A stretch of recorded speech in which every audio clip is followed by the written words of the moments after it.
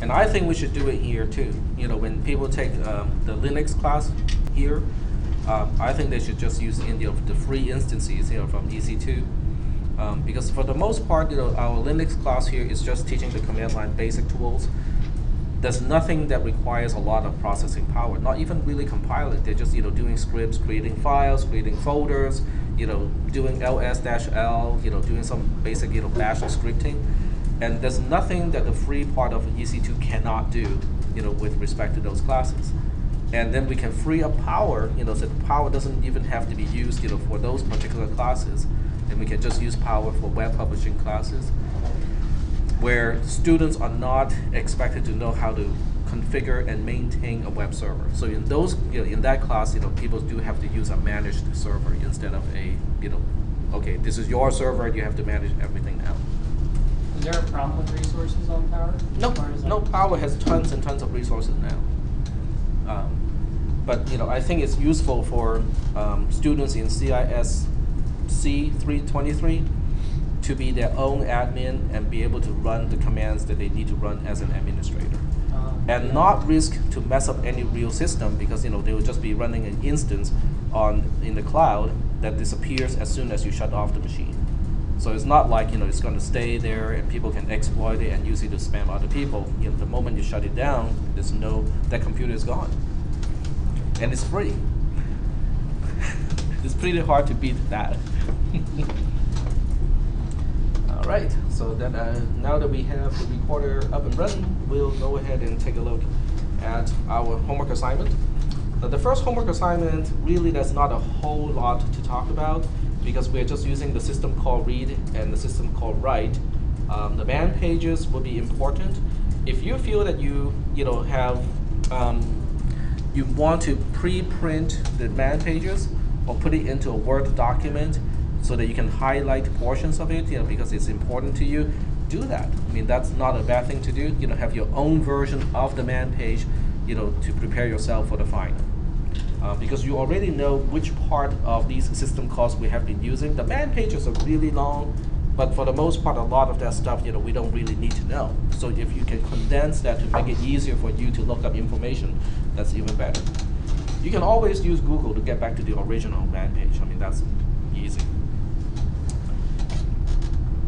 So for the most part, the first homework assignment, I think the most challenging part is detecting end of file.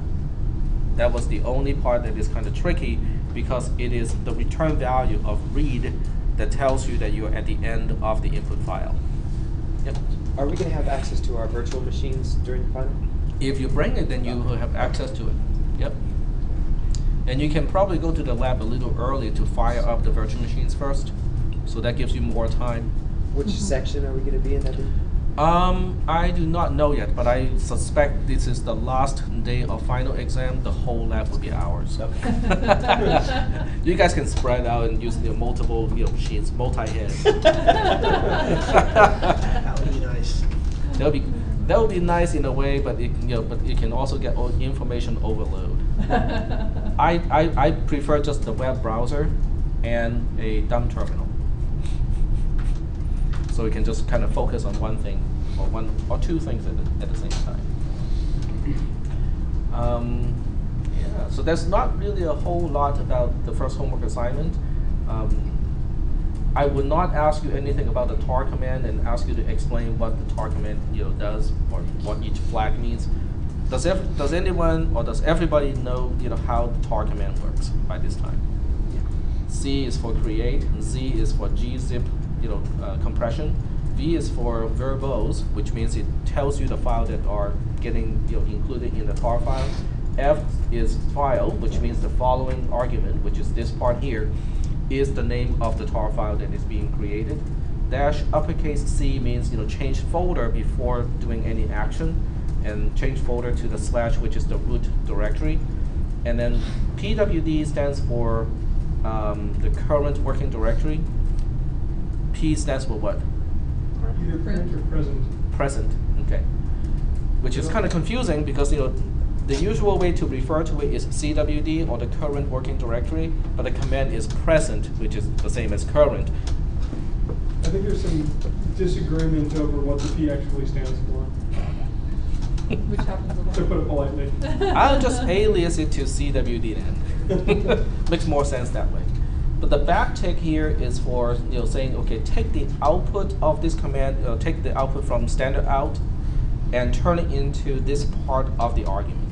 So we're just using the current working directory as the last argument, so that we can we're telling tar which folder we are creating an archive out of. All right. So that's the first homework assignment. Are there any questions about the first homework assignment as far as preparing for the final exam is concerned? So once again, the questions are either multiple choice or short answers. Yep.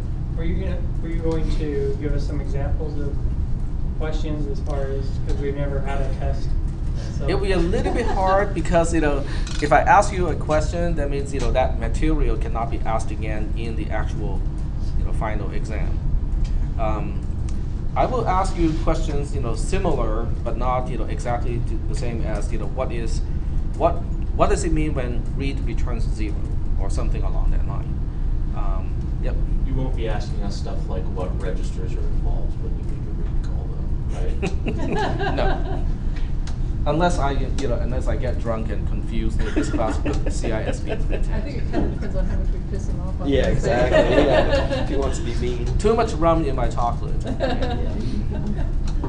to the man page, yeah. PWD stands for print name of current/working directory. Okay.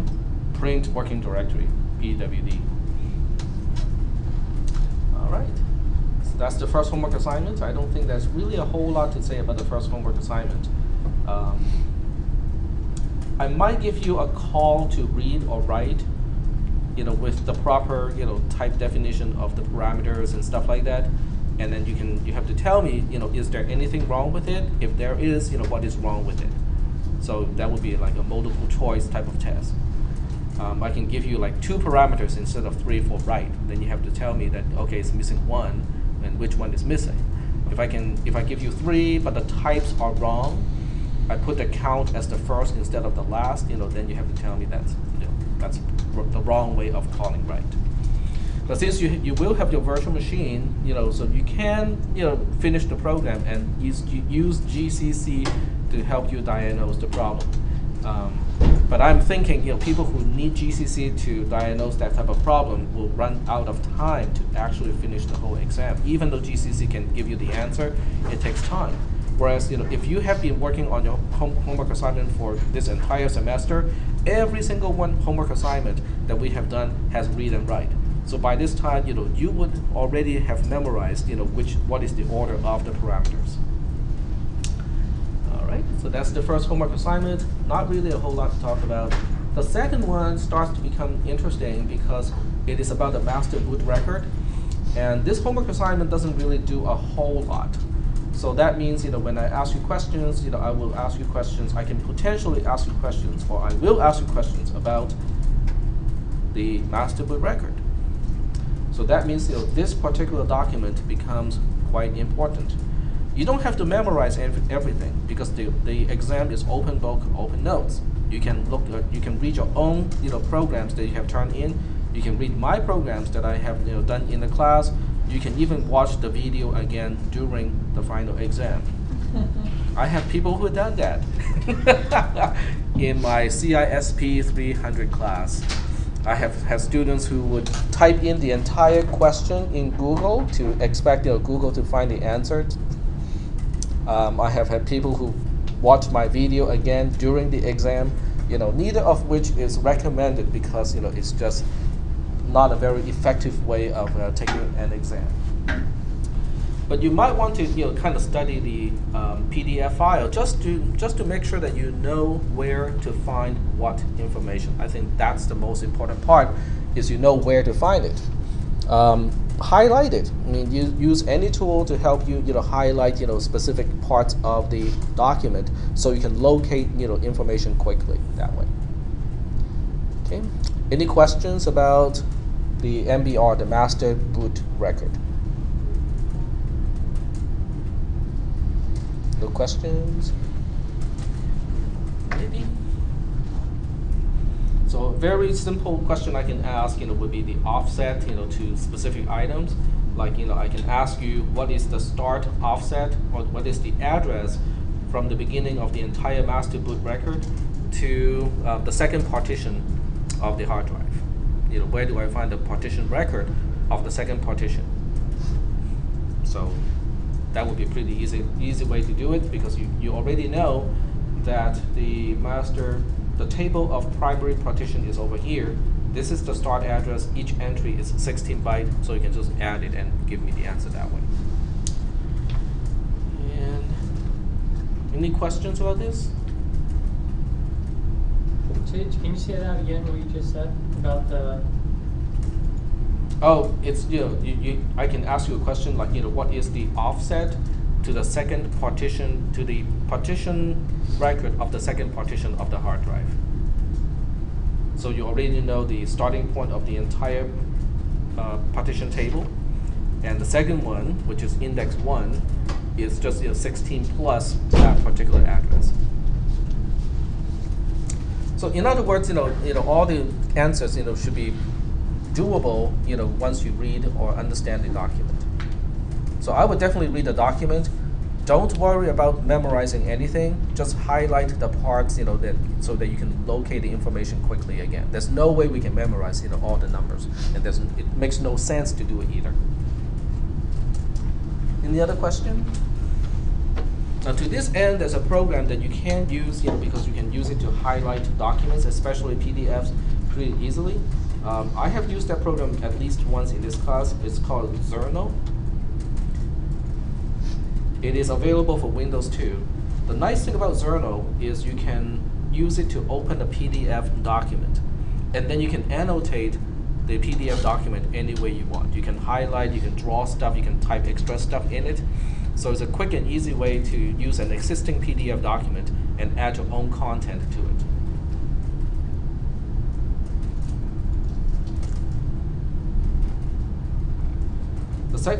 The second homework assignment also doesn't really have a whole lot of stuff other than using the specification, reading the MBR, identifying different parts of the MBR, and also identifying what is expected where in the MBR. Let me give you an idea. Like these two, the MBR signature. What I can potentially ask you, what are the values expected at those locations. I can also ask you, what are the values for the flags of a partition, which you can also find down in the document somewhere. Like the status here, according to the specification, it can be 80 in hexadecimal, which means bootable. 0 means non-bootable. Any other value is invalid. So I can ask you questions about the specification of the MBR. Any other questions? When we take the exam, are we going to have to answer all the questions linearly, or can we skip around? You can skip around. Yep. It's not SAT. Is SAT one way only, or it's one of those exams? I think GRE is one way only. I cannot remember which one. Now, on the other hand, I can also ask you, calculation questions. In other words, I can give you the byte values of CHS, and then you have to answer the question of what specifically is the head, the sector, and also the cylinder. Okay. Now, since you have a program that has done that already, you can reuse your program if you want to. Mm-hmm. But you can also do it by hand. Any other questions? You will have your computer in front of you. If you want to bring your own laptop computer, that's fine with me. If you want to use the lab PCs, that's fine with me as well. If you want to use both, hey, that's also okay. In that case, you just have to make sure that you use one to answer the questions in Moodle and use the other one to look up, because the worst thing you can do is to kind of confuse which one is which one and open up both machines to take the exam. That can potentially cause problems. I think Moodle is pretty good with that. You can actually have both machines log in at the same time and taking the exam at the same time. So I don't think that should cause any problems. But it can be confusing to you when you have like two Moodle opening and have the exams showing up on both computers. Any other questions? about the MBR homework assignment. I can also link different homework assignments together. In other words, I can link the MBR homework assignment with the extension to file system homework assignment. So I will start with the MBR. I can give you the content of the MBR or specific bytes of the MBR, and then I will ask you where is the superblock of the extension to partition. But that's not too hard, because with the MBR, you can locate the beginning of a partition. Once you locate the beginning of the partition, you know that the superblock is at 1024 byte, offset 1024 from the beginning of that partition. But if you already know where the partition is, you just add the offset to the partition to the beginning of the entire hard drive, and that becomes the absolute location of the extension to file system. When you say you're going to give us a master boot record and then ask us questions, specifically, what is that going to look like? I will give you specific values for particularly these bytes, the CHS address, or I can give you the LBA, which is an easier way to work with it. You're not just going to give us a gigantic, we're not going to sit there and have to count. I mean, are you, you're going to say this value is this value is this, and then I'll give you the values of individual bytes. So you still have to interpret the bytes correctly in order to come up with the correct address. So that means, understanding this is all expressed in little endian is going to be important, because if I give you just 4 bytes, you have to understand the first byte is the least significant byte, and so on. Because otherwise, there can be a different or an alternative interpretation of the bytes as to which byte fits where in the 32-bit integer. Any other questions about the MBR homework assignment? Questions. I can also give you, in hexadecimal, I can give you the entire table. Okay, let me go back to here. I can give you this entire table, and I will give you the hexadecimal representation already.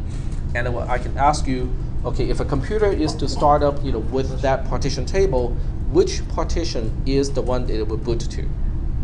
Okay. So you have to locate the correct byte as the status in order to understand which one is supposed to be bootable. Is that okay? So it's still based on the specification of the MBR. There's not a whole lot of calculation involved, but you do have to know, how to get to the byte that matters.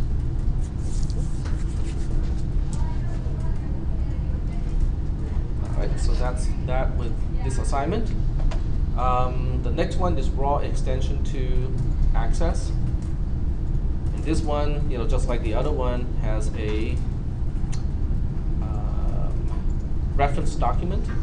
So I would definitely at least understand how to get to the reference document. Now this one is really, really long. I do not expect anyone to read the entire thing, but you might want to create like a little cheat sheet for yourself. The cheat sheet, would just be offsets. Okay, you might want to create a picture. Okay, because this one, requires, a picture would be very helpful. Okay, where do you find the superblock? Well, we know where the superblock is. It's at byte, 1024 from the beginning of that partition. How big is the superblock? So how big the sectors are? It's 1024 bytes. The superblock is technically 1024 bytes long, even though the last few bytes are not used. Okay. But this one requires a good understanding of how the superblocks is broken up. The counts are useful, but particularly you want to know what is the concept of a block, what is the concept of a group, okay, and also you have to know where's the magic number. All the things that we have talked about in this class, for this particular homework assignment. So you might want to re-watch the video of that, of those few lectures. That can be helpful, because I interactively demonstrated how to track down, things at the end of this entire section. Do you guys still remember that? Sort of. Okay. So that might be useful.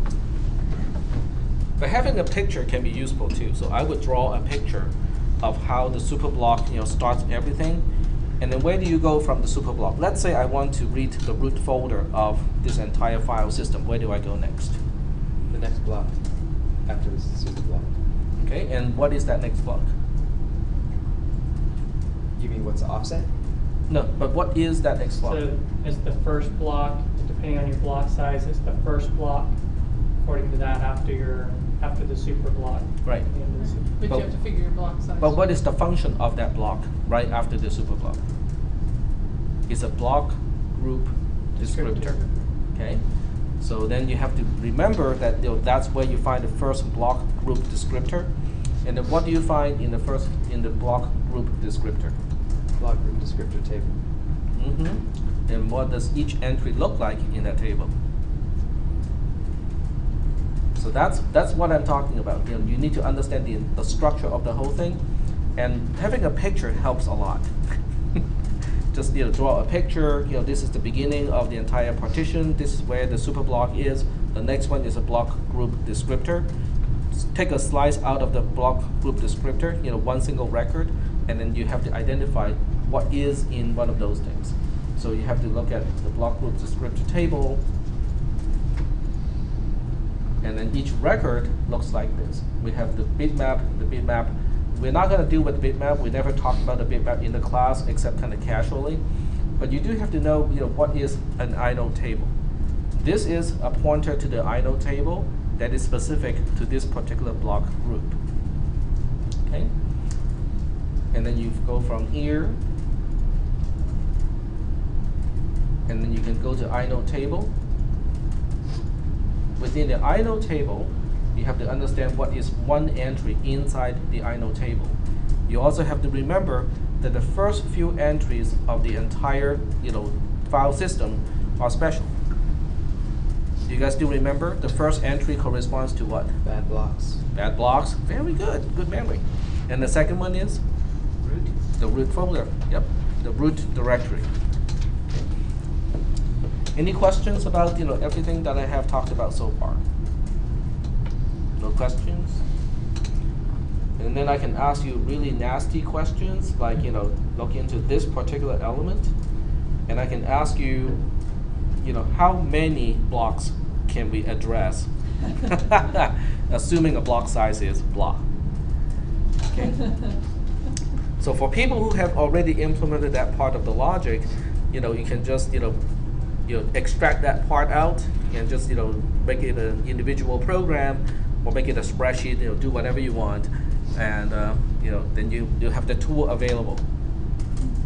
For people who have not done it, it's not really a big deal because you can just look into this portion here, and then make sure you know how to interpret this section, and you can make a spreadsheet. Just use a spreadsheet for this calculation.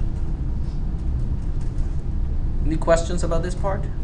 Does anyone want to see how to use a spreadsheet for this? Yeah. Sure. I can work out a few entries, not the entire thing. Okay, so we'll go ahead and just read this portion here and use a spreadsheet.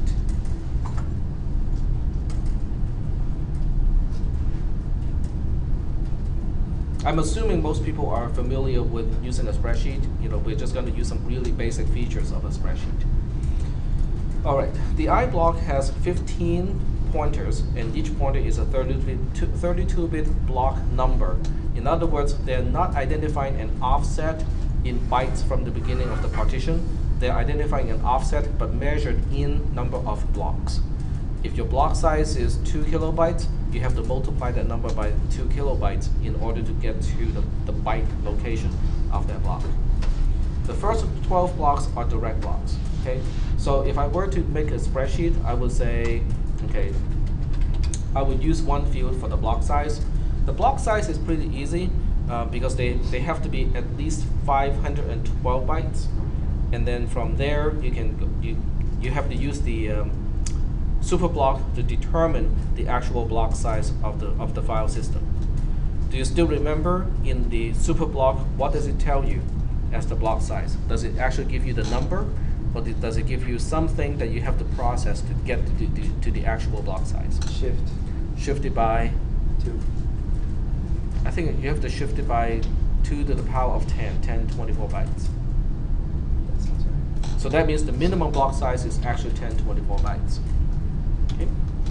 Okay, so once you know the block size, then you can also identify the first 12 entries are quote-unquote direct blocks, which means each one of the first 12 entries point to an actual data block.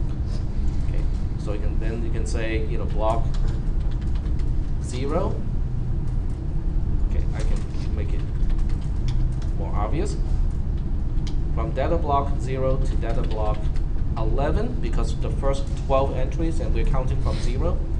So there will be 1024 and 1024, and if you add up the total, this is going to be 12 times the block size. And I did something that's bad here because I typed 1024.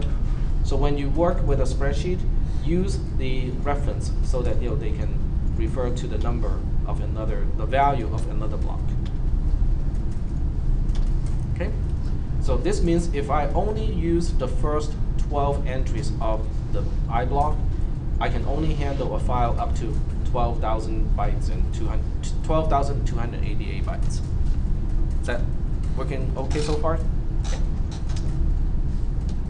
What if I have to use the 13th entry? The 13th entry, which is entry 12, when you count from 0, is the block number of the first indirect block. Okay. Now how does that work?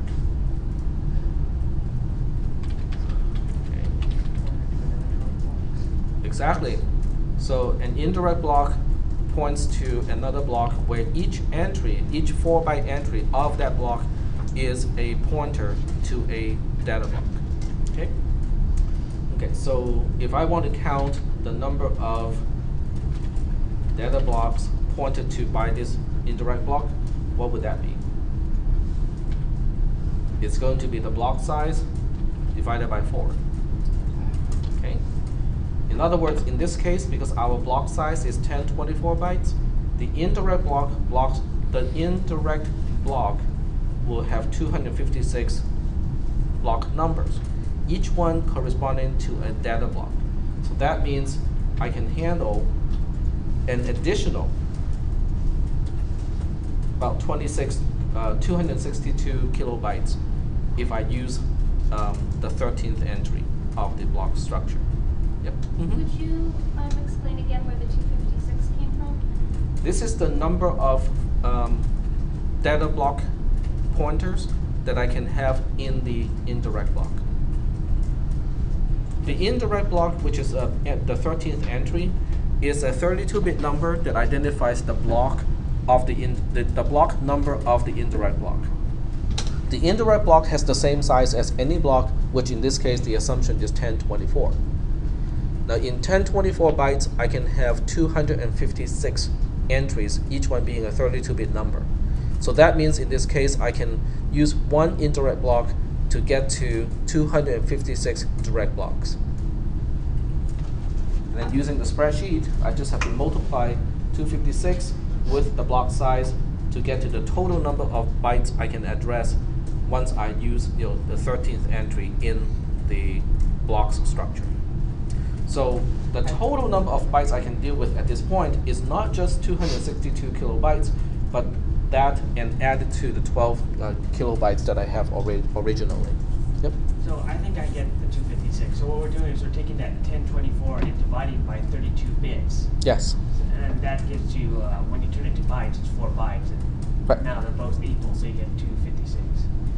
Correct. Yeah, because they're both in measured Right. bytes. And you're saying 256 times 1024 plus 12288 Correct. equals. So the running total is going to be, you know, this number plus that number. Any questions so far? What if I use the indirect block? I think I'll stop after this one. When you use the indirect block, that means you will have, that means the entry inside the inode points to a block where each entry points to another indirect block. Okay? So you will have number of indirect blocks is going to be the same thing. 1024 divided by 4. But then you also have the number of data blocks. The number of data blocks is going to be this number times 256 itself, because each one of these can contain 256 indirect blocks. So then you will have this number times basically that number. And once you have the number of data blocks, then you have the size, the actual size, that you can handle. So that will be this number times the actual block size, and that's the number. So at this point, the biggest file you can handle would be this number plus this number plus that number. And I'm not going to handle the last one. I'll leave it up to you guys. But the key is you have to keep adding these numbers. So if your file is less than or equal to 12 kilobytes large, then you only have to use up all the direct blocks in the blocks structure. If your file is greater than this number but less than or equal to this number, then you'll be using a part or at least a part of the indirect block. If your file size is between the sum of these two numbers and this number, then you will have to use the indirect block as well. Are we doing okay so far with this? Okay. And the nice thing about using a spreadsheet like this is I can change the block size to 2048 bytes, and all the numbers get updated automatically because they all refer back to that number when I did all the calculations. Any questions about how to use a spreadsheet? I think it won't it won't take you a lot of time to make this spreadsheet. But once you have it, you can bring it with you, as a tool, for the final exam.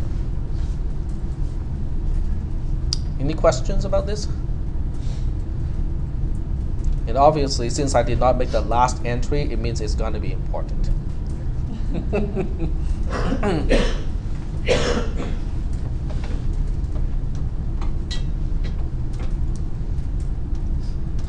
right,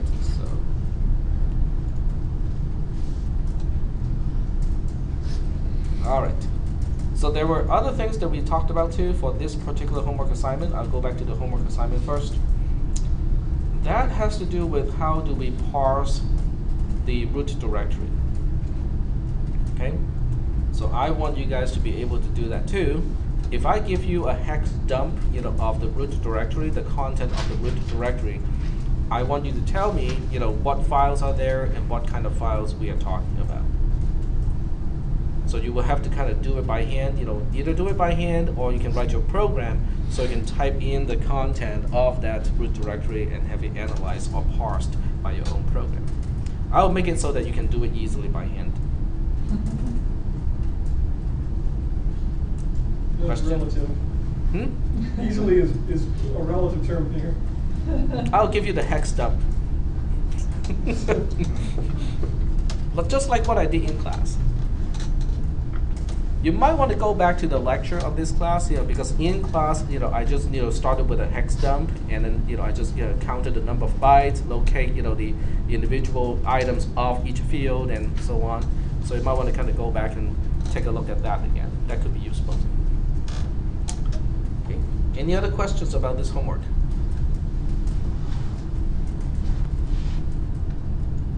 So some of these are going to be fill in or written response instead of multiple choice. Yeah, some of these will be short answers. The short answers are typically limited only to numbers, calculations. In simple words, like a one-word thing, I can give you a short answer. Anything that requires a phrase, I will probably either have it as an essay question, so you can type anything, but it won't be automatically graded, or it'll be multiple choice. Okay. Any questions at this point? No questions? All right, so the next one is socket programming, and this is where we started. Now with socket programming, it helps to start from the first homework assignment, but because we are dealing with sockets so much, that your latest program is probably a good starting point as well to review what socket programming is about. but I'll go ahead and start with this one. Just kind of ease into the whole topic. The command line options. I gave you my code to deal with command line options, and you should probably understand how that works. So that will be useful. I have not decided yet, whether I will have any questions regarding just the command line options. Server mode behavior and client mode behavior. I think with the first homework assignment, the most important part is how do we set up the server? Okay, what are the calls that we need to do in order to set up the server? Socket, bind, listen, and then eventually we have to use accept to start to to have real connections. On the client side, what do we need? We need socket and just connect. Okay. What about the ordering of these calls? Okay. If I give you a timeline and give you, okay, what if the client calls connect before the server even calls bind? It'll fail. It'll return -1. It will return -1, but what kind of message do you get back? Connection refused. File not found.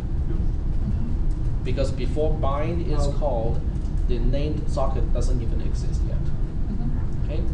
What if the client calls between bind and listen? That's connection refused. Yep. Now in the exam, assuming you have your virtual machine up and running, if I ask you questions like these, you can actually test it. You can actually write 2 simple programs or just extract portions of your existing programs and test it. So these questions are definitely answerable, but since if you have run into these problems already, and I have talked about these as well in the class, if you know the answer right away, it's just a quick, easy answer. If you do not, you can always write a program to test and see what is the actual response of the programs. Okay. Any other questions about the first socket program? What about the concepts of a socket? Are there any questions about the concept of a socket? How is the socket concept different from the pipe concept? Just, yep, go ahead. It creates, the socket concept allows you to create multiple distinct connections from different endpoints to one central server. Whereas the pipe, I think only one person can open each end, but even if you could have multiple people opening each end, they would all be talking over the same channel. Yes, they can all talk over the same channel. In fact, you can open up multiple readers of the same pipe. You can also open up multiple writers to the same pipe. However, they cannot, when you write to a pipe and you have multiple readers, whoever reads from the pipe will actually clean out the content of the pipe. So that means the other ones will not get the content. If one reads it already, that content is gone.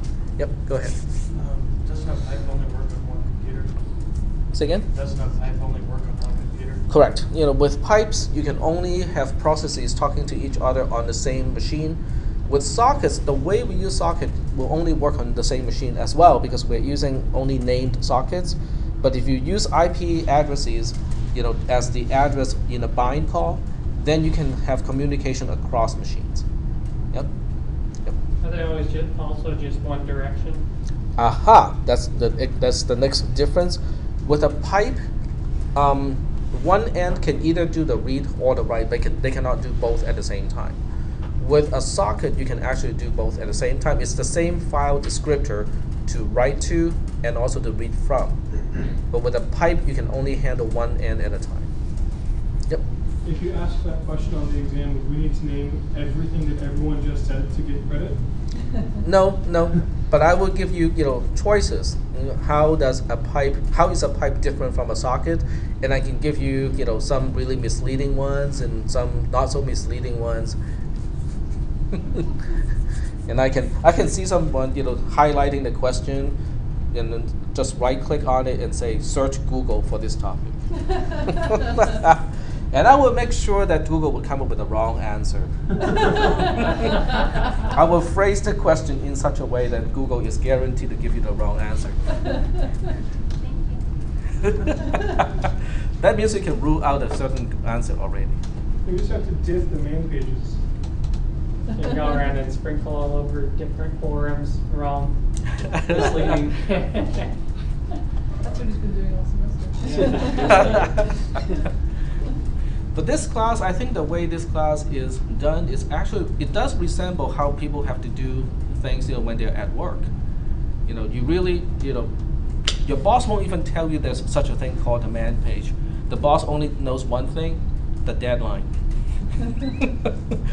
And your next evaluation, the date of your next evaluation. So, are there any questions about sockets at this point? It's just opening, setting up the server end, setting up the client end, be able to talk to talk through both ends. No select calls at this point. It's just read and write, blocking, read and blocking, write. Any questions at this point about sockets? No questions? All right. We'll move on to the next homework assignment, which is socket 2, single thread, multiple client.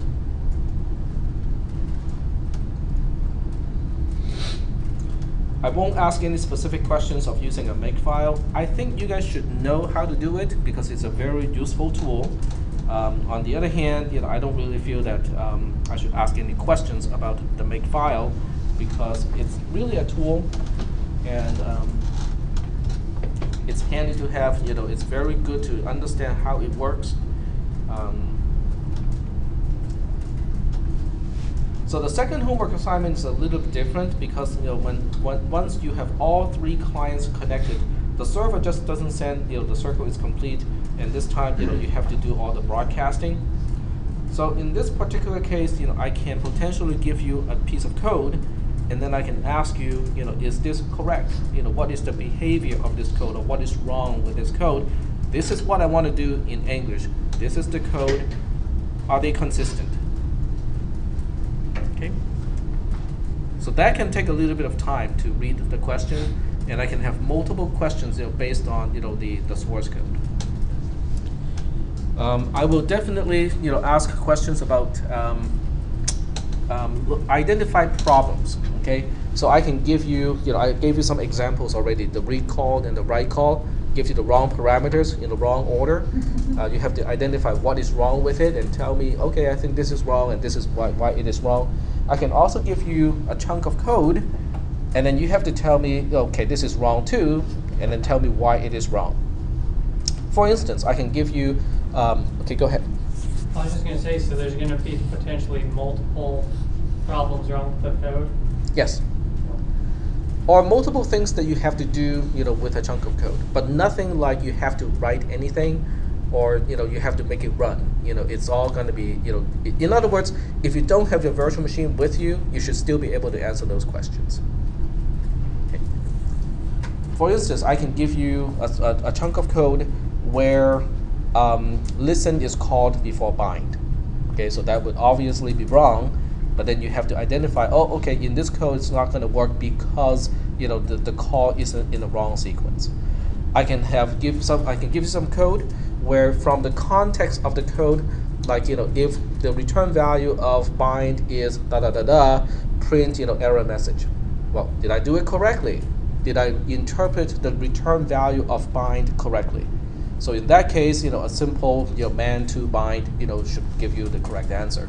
And you can just identify and go like, oh no, this is wrong because I think you're printing the error message when bind is in fact returning successfully, and you are continuing the rest of the program when bind is not returning successfully. So I can ask you those questions as well. But they're all just variations of, do you understand how to use bind? Do you understand how to open a socket? And so on. Right. So in this particular case, it has to do the broadcasting, and I did not specify how to do the broadcasting. So that means you can use an unfair mechanism in this case, or you can use the mechanism that is fair. So either way works. This is also the starting point where you have to use the select call. Are there any questions about the concept of the select call? No questions? How about the actual usage of the select call?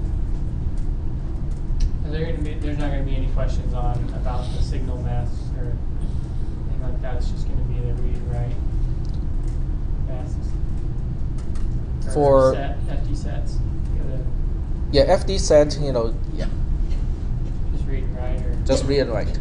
But what if the three sets, for select, what if I pass null to all three? Check the man page.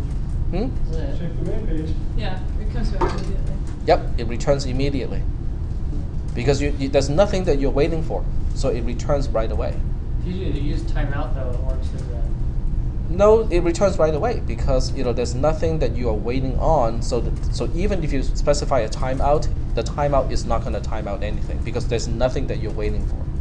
You have to be waiting on at least one file descriptor for one of the three operations for the timeout to wait for the mechanism to wait for something. Because if you're not waiting for anything, there's no such thing as timeout. It just returns right away. And what is the return value of select in that case? 0. 0, because there's nothing happening. Because the number that it returns tells you how many things are happening, so that you can say, oh, okay, 3 things I have to handle after this, or 2, or 1. But if it returns 0, that means, oh, nothing has happened. Okay. So those are the things that you can find from where? What is the most definitive source of information in this case? Man page. The man page. Yep. Now the man page can be cryptic. In other words, I would not just rely on man to select during the exam. I would do a man to select, capture the output, and add your own annotation of your understanding of the description, so that by the time you get to the exam, you only have to deal with your own writing, and not the raw kind of cryptic message or cryptic writing in the man pages. It also helps you study. You have to read the man page at least once anyway, just to study for the exam. So you might as well just use that chance to annotate the man pages so that it will help you during the final exam. It cannot hurt. And you can bring in your own SD drive, bring in your own laptop computer. So if you have your annotated version of your man page, you don't have to print it out. You can just keep it in your document and bring it with you on an SD card or bring it on your own laptop computer. Or if you use Google Documents, that works too. But Google Documents does require access to the internet, but Moodle does anyway. So. All right. So that's the first homework assignment using the select call. The second homework assignment,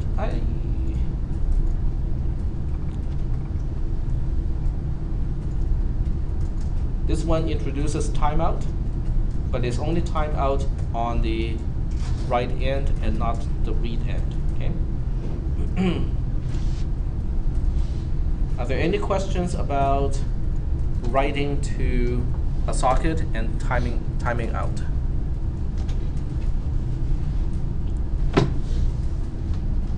No questions?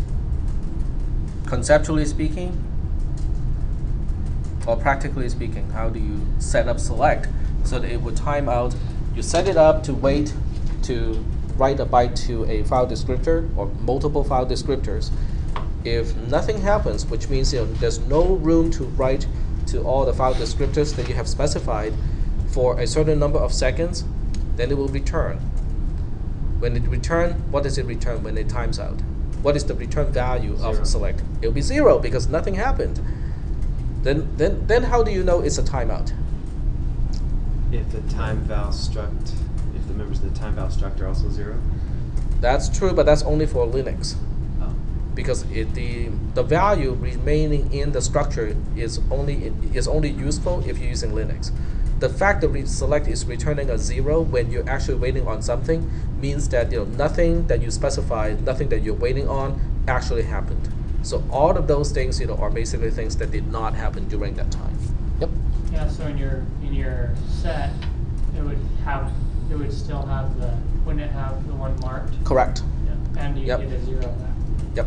All of them would still have none of them would have changed if it timed out. unless, yeah. No. Because if one thing has happened, it would not have timed out already, and it would have returned a non-zero value in that case. So once again, I can give you a chunk of code and ask you, what it is going to do. Okay.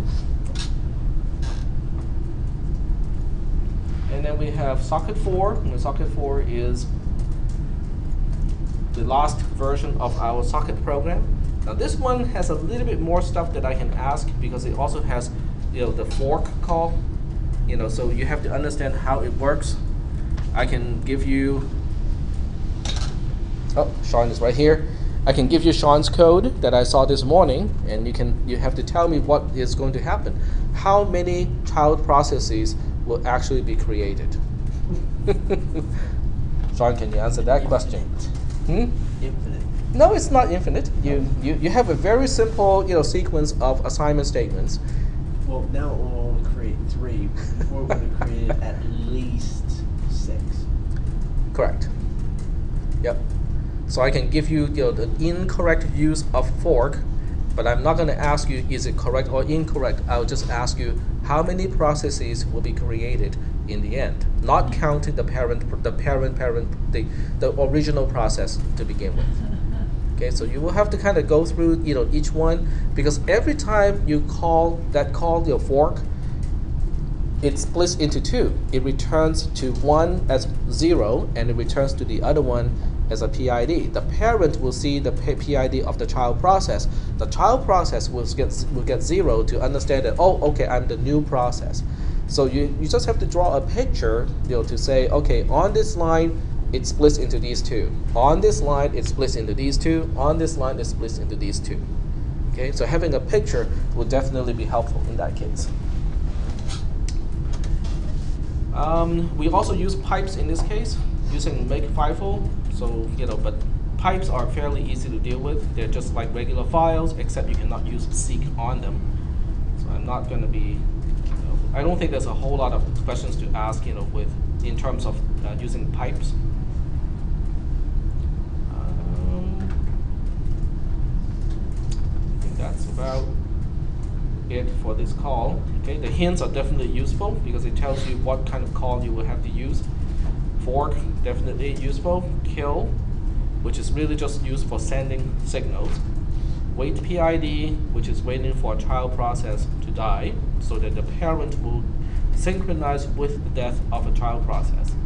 Get PID gets your own process ID because a child process only gets a 0 returned from fork. It doesn't know its own PID.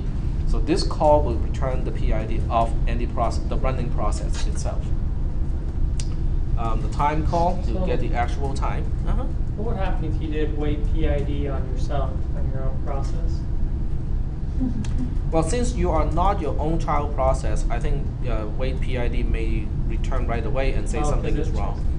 Yeah, because wait PID only works when the PID is a child process of yours. We can do a really quick lookup and find out.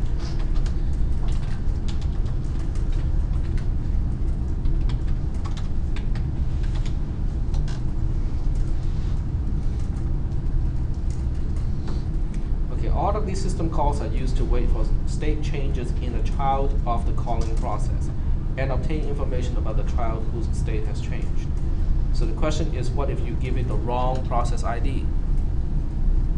Okay, the wait system call suspends execution of the calling process until one of its children terminates. Okay. These are flags, so we are not going to look into that.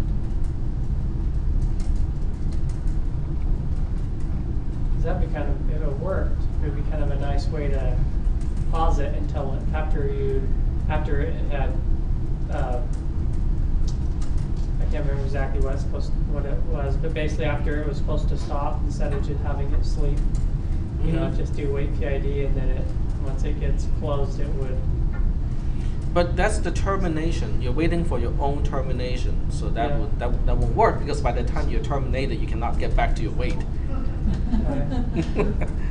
I think it's an erroneous, situation. You can try that. Just write a simple program. We can do it right now. If you scroll down a little, you may see it in the errors. Calling process does not have any unweighted for children. The process specified by PID does not exist or is not a child. So it does return right away, and the error message is going to be e-child. There you go. Which makes sense because the call is supposed to work only on child processes of the calling process.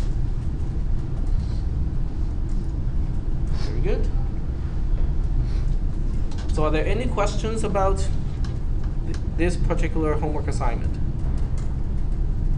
What about the signal aspect of it?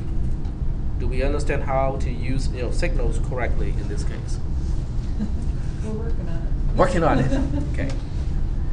I think I did at least one sample program in class using exactly sigint, which sets up the same structure that you have to do in your own program in order to handle sigint. So you can also look at that one. Any other questions about this one? Does everybody know how to change a signal handler back to the default behavior? Would you use signal? Hmm?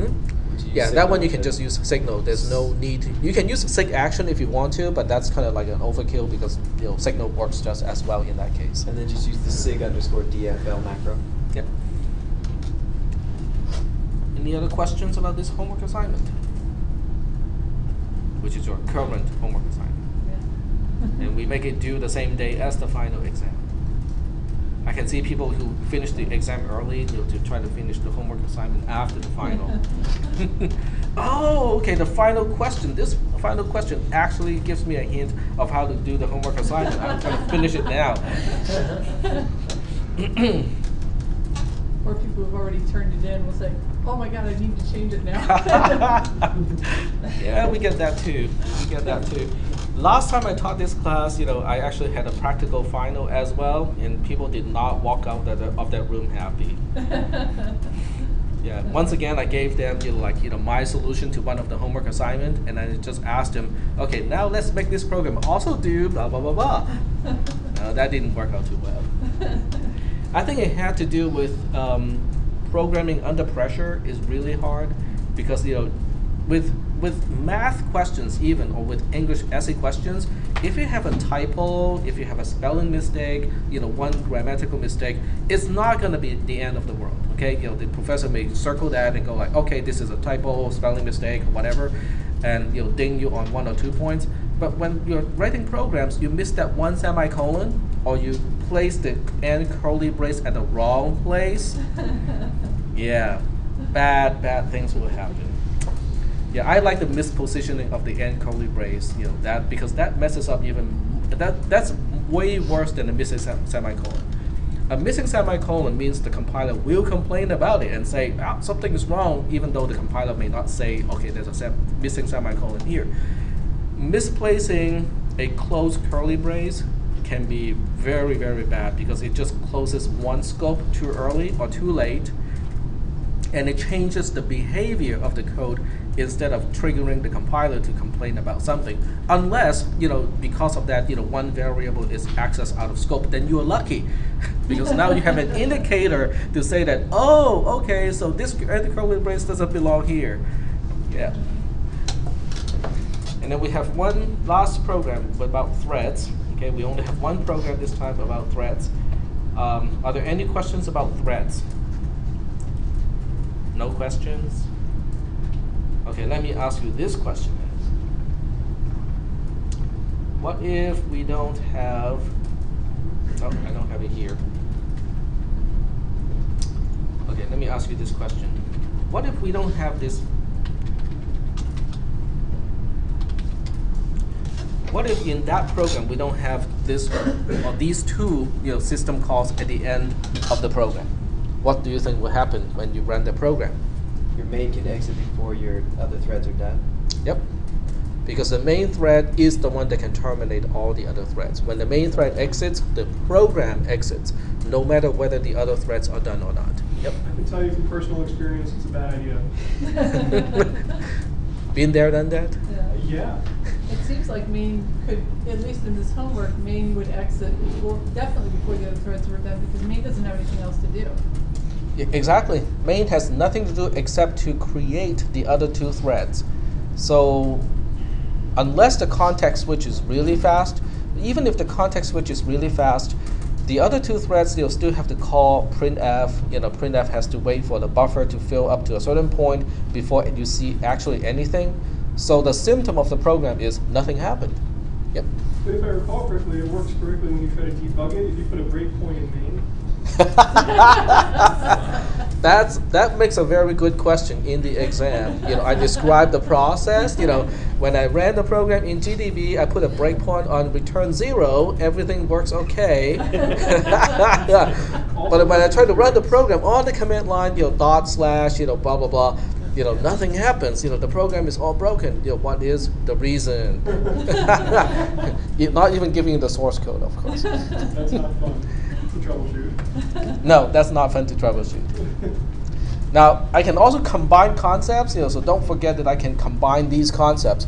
Particularly, what if I combine, fork with p-threads? It's not really that hard, okay? It's not that hard because these two concepts are orthogonal, okay? A child process, you just have to remember one thing. The child process does not inherit threads, okay? It only inherits the main thread itself. All the threads that you start up, otherwise, does not get inherited. It only inherits the thread that call fork. All the other threads are basically gone in the child process. That's the only thing you have to remember, because otherwise, there's no interaction between processes and threads. They do not interact with each other at all. Okay. So when you say it only inherits the thread called fork, so it's not gonna. It's basically only gonna see that one thread. It's not gonna have. Correct. If there's two threads running when. That is correct. Okay, yeah. So all the other threads are gone. So that means if you create, okay, let's say this is your main thread. The main thread creates, a subthread. The main thread goes about to do its own thing. It's the subthread that calls fork.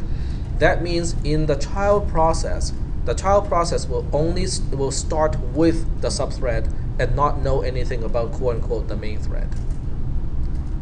Okay. Now but that's kind of interesting, because what happens, when that function returns? Then it has to return to the main thread, but there's nothing to do in the main thread. So I'm not quite sure about that behavior. It's a good time to write a sample program to test it. Any other questions before? We still have one more class, so you can still ask questions on Wednesday if you want to. Yep. Are we going to do that in the lab? Yes, the final exam is on the 16th, and we'll do it over at the lab. No, I mean, next class session. Next class session? Oh, do you guys want to make it a whole lab session? Please. I have to check with the availability of section B. I could not stall. Nope, it's available. All you gotta do is email Gerald. All right, I'll email Gerald. We can turn it into a 3-hour lab If you session. want, you have computer access. You can do it now. Yes, I can do it on my phone. Yep. You were talking about maybe some extended office hours? Yes, my office hour during the final week is from 9 to 10 o'clock in the morning every day. Oh, okay. Yeah, so it's very regular. Just So that'll just be, we'll have access to that Monday, Tuesday, and Wednesday then? Before the final? yeah. Okay. Yeah, our final is starts at 10:15, so Cool. we have an office hour before Cool. the final exam.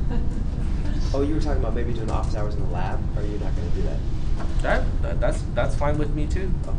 Yep, I just have to put a little notice on the door so people know Right. where to find me. Right. Yeah. Any other questions? Has everybody gotten started with Socket 4? Okay, very good. Well, I can see a few people in the lab, but the rest I don't see, and I just want to make sure that you guys have started on it already. What do you mean by started? As in reading the homework description, which we have done in the class already. Yes. All right. Any other questions? If you have time, I think watching the video can be helpful, because a lot of the stuff that we have done, especially when it is a process of doing something, like tracking down, the super block, to the block descriptor table, all the way to the inode table, and then from the inode table to the data block.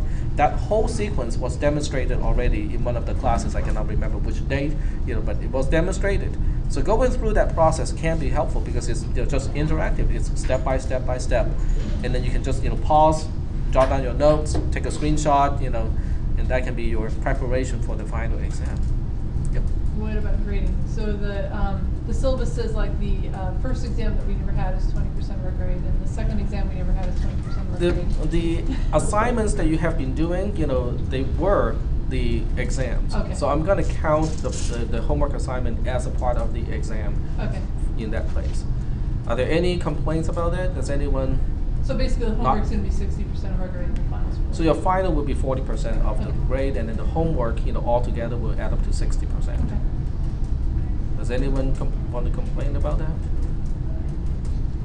If you want, you could just give us all A's. Yeah, because you're not teaching this class anymore, so they can't tell you to do it different next time. So It really simplifies. I'm thinking about your weekend. yeah. We're thinking of I you. need excuses to hide in my office. Well, then you have a lot of other great tests to grade. Yeah. From these other classes, you got a full load. You might actually be able to teach the class again if you can demonstrate that people performed so well last time you taught it.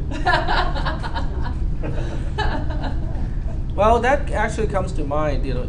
If anyone wants this class to be kept in the curriculum, go ahead and send an email to Damon Antles, because he's the one who's going to decide whether to cancel this class, just get it out of the catalog altogether, or to offer this class later on. What's some of the reasoning behind getting rid of it? It's just not a popular Enrollment. class, or? Yeah, it's just enrollment. We can't offer this class every year. We can only offer this class every 2 years, and that's not helping the students because they need to move on. If someone misses this class this semester, I don't think they can hold on and wait 2 years for this class to be offered again. And that's why we are taking this class out of the catalog, because we just don't have enough students who have to take this class to go to. I think it's just Sac State. UC Davis doesn't need this Yeah. class. And most of the other campuses don't even offer it. You mean our sister campuses? Right. Right. So Casunas doesn't. Folsom Lake doesn't. I think. Folsom Lake only Davis does. is down to 2 professors, Yeah. so But they it's can't. But it's impacted at Sac State. It is. Impacted at Sac State. That's what I'm doing here. I couldn't get it. Now, when you say impacted, does it mean that their classes are full, or they Yeah. can't even offer that? Full. No, They're overfull. completely full, and there's Oh. all the waiting list of people that do not get in every single semester. So when Okay. this disappears, there'll be no option. Now, let me ask you this question, just a quick one. Is this class the prerequisite of other classes at Sac State, or this class is pretty much its own branch and doesn't really lead to anything else? I think it's required for one of the upper divisions. I'm not sure. I can't remember. Okay. But it's required for the major. It's possible it's standalone though. Okay, because the way I've been teaching this class is a little different from how it is described in the curriculum. Like, I did not review, the C programming language itself. And we cover material. We cover more material than the original, curriculum. This is more difficult than the Sac State course, and they spend a lot of time at Sac State assuming you've never done any C programming and like going carefully through pointers and holding your hand. So. We just jump off to the deep end of the pool. Good luck, huh? Yeah, so I think actually you get more out of this class than I'm getting more than I would have had. I just want to make sure that we don't miss anything that you need in order to take another class, over at Sac State that has this class as a prerequisite. No, you're giving us more than I would have thought Okay. there. All right, that's good. That's good to know. But if you think this class is valuable, send an email to Damon Antle so that maybe this class can be kept. Do you want it kept? Either way, it's okay with me.